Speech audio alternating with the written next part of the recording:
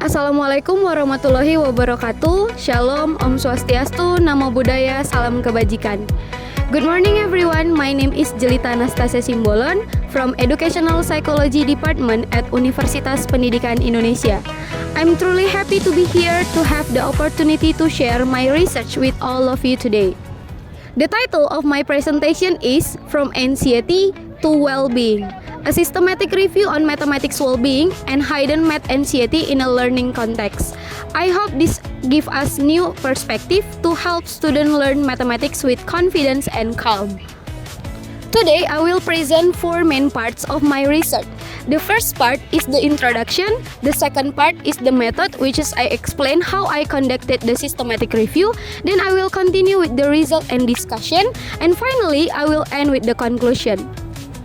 Let's start with a global view. Research on math well-being and anxiety has growing rapidly, especially in Asia and Europe. In Asia, the focus is on emotion and mindset, while in Europe is on teaching strategies and classroom practice. This shows that mathematics learning is not just about number, but also about student emotional well-being. Now let's look closer at the topic often overlooked, hidden math anxiety. Hidden math anxiety happens when students seem confident but quietly feel fear or afraid toward mathematics. It often goes unnoticed by teachers, can reduce their well-being and motivation. That's why building mathematics well-being is so important. It helps students regain confidence and positive emotion in learning. So, mathematics well-being or MWB comes from the idea of positive psychology. It's about helping students to feel happy, confident, and engaged in learning math. When they find meaning and balance in what they do, their anxiety starts to fade naturally. Now, let's see this how well-being and hidden anxiety actually connect real classroom. There is a strong link between math well-being and hidden anxiety. Students with a high well-being can handle challenge better, but students with low well-being can increase hidden anxiety.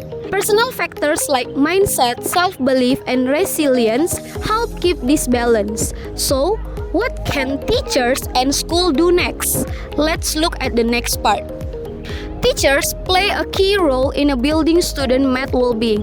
A safe and supportive classroom helps students engage and feel less anxious.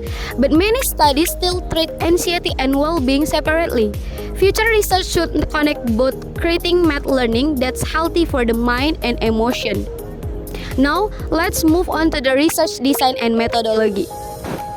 In this part, I will cover two main topics, the research design and the data collection process.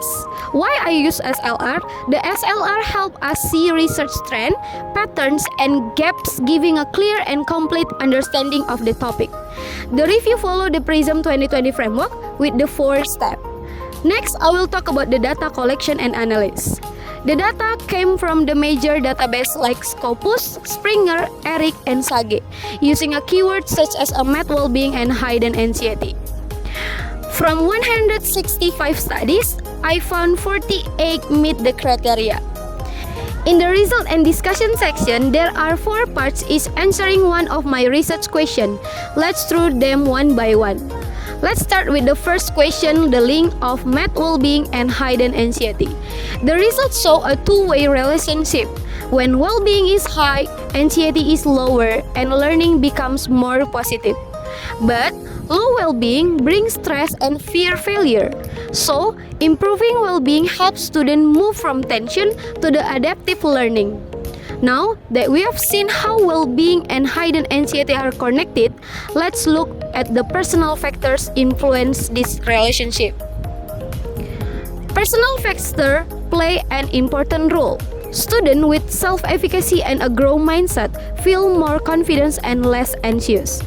But with a fixed mindset, mistakes feel like failure, which is increased anxiety. Well-being grows when students manage emotion, stay resilient, and keep confidence in balance. Now, let's move to the classroom environment and social support. A positive and safe classroom helps reduce student anxiety. When teachers show empathy, encouragement, students feel more confident and engaged.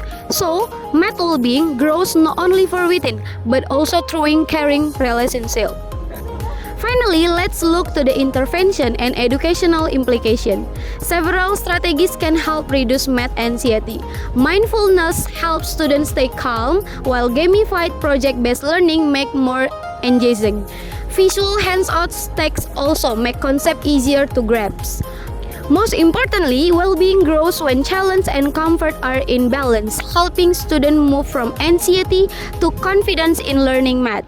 To conclude, the journey from anxiety to well-being in mathematics learning is a gradual process shaped by personal, social, and pedagogical factors. When students build confidence, motivation, and emotional balance, and when they learn in a safe and supportive classroom, their hidden anxiety begins to fade, allowing them to learn with a curiosity and joy. As educators, we are not only here to teach, but to nurture mind, hearts, and confidence through mathematics. Let's us turn mathematics from something fear into a something explore, enjoy, and fun. Because when students feel well, they don't just learn mathematics, they grow through it. Thank you for your kind attention. I'm Jelita Anastasia Simbolon, and it has been a honor to share this research with all of you today.